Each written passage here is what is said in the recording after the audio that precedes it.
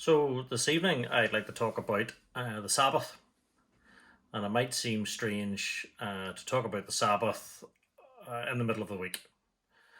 Surely the Sabbath is a Sunday thing, and we think about it maybe on a Sunday or maybe historically, if you want to go back properly to Judaism on a Saturday, to this day of rest.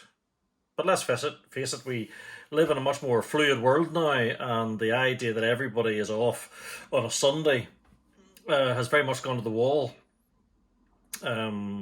Shift culture, online culture, all these things mean that there's no specific day where everybody seems to be resting at once. And one thing we're finding in our house, and certainly I'm finding, is that rest is difficult in this pseudo lockdown culture that we're finding ourselves in at the minute.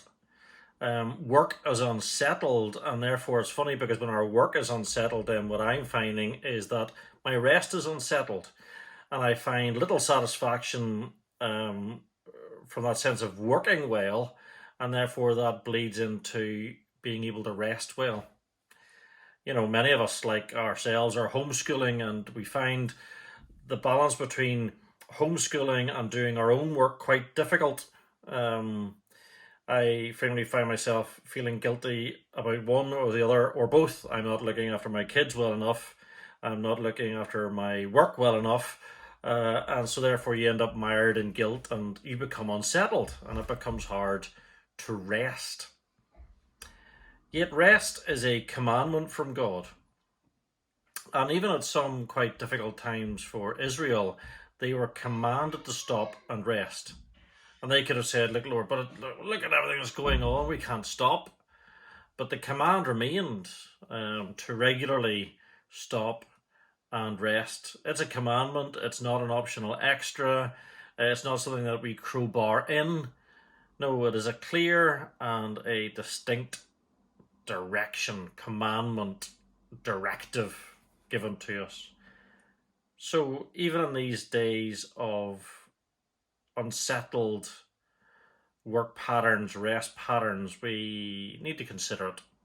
This evening I want to give you a simple rest formula that was shared with me recently. And in fact, it was given to my friend Steve, who shared it with me. So it's third-hand wisdom, but maybe that's refined it slightly and made it more powerful. And it's simply this. And I want you to consider which group you're in the norm. Simply this: those who work with their heads should Sabbath with their hands, and those who work with their hands should Sabbath with their heads. The principle is simple, but I found it very helpful.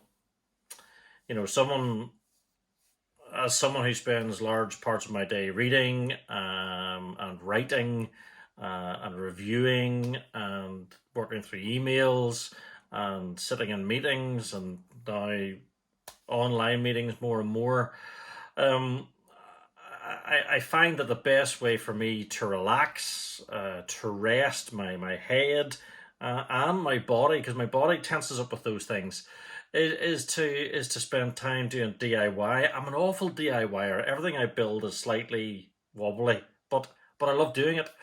I love doing, I suppose it's coarse gardening, you know, cutting things, mowing things, attacking things. I recently bought a wood lathe, so I've taken to making bowls and platters and dishes and goblets and boxes and oh, and the list goes on and on of the things that I've been at and trying to do.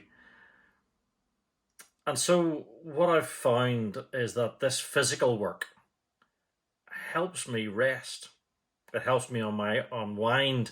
And when I go back to my books and writing, I find that my head is clearer and cleaner, less cluttered, less fogged up.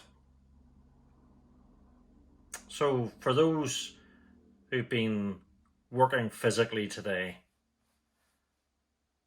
I encourage you towards a Sabbath of thought and reading and listening. For those who have spent all week thinking and writing and reading and all those sorts of mind jobs, I encourage you to a Sabbath of doing something physical that clears out your head. Allow God to minister to you, both mentally and physically. Let's not forget that Jesus was a physical guy. He was a joiner, a carpenter. He would have been able to meet with God in his physical work as well as in his teaching and preaching and journeying work. And may we do the same.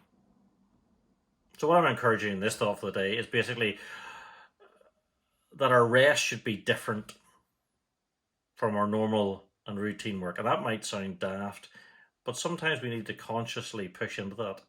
Our rest should be different from our routine and physical work. We rest from our work stuff and we sit in something else. And where all these days are bleeding into one, it seems, Groundhog Day, as I keep hearing, I wonder in these unsettling days, do we have to reconsider our Sabbath rest afresh? And think, what is different from my regular work that can help give my soul, my body, my mind rest, as we seek to follow this clear command of God? Set aside at least a full day to rest. Maybe the words of this song that are pulled from the Psalms will help you in that. It sounds basically like a guy in his bedroom with a guitar, but there's something I find incredibly restful about it.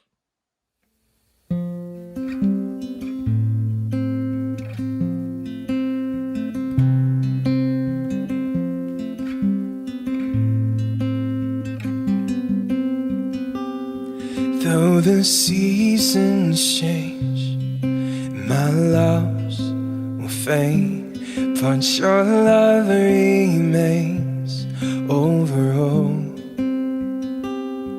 It's your calming voice that draws me close each time, for your kindness always satisfies. I rest in you, for you are my strength. I rest in you for all my days.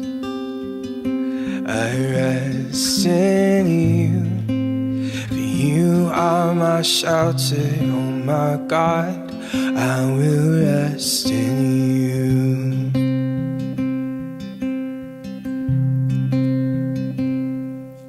When this world falls short, promises of life, they seem to push and pull me away. Oh, it's your calming voice that draws me close each time, for your kindness always satisfies. 'Cause I rest in you, you are my strength. I rest in you for all my days. I rest in you, for you are my shelter. Oh my God, I will rest in you.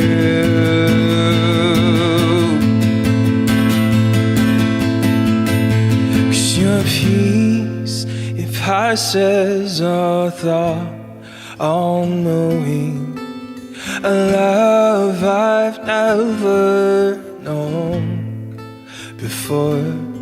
'Cause your grace, it stays the same every day. It's all consuming, a love I've never known before. 'Cause your peace, it passes all thought, all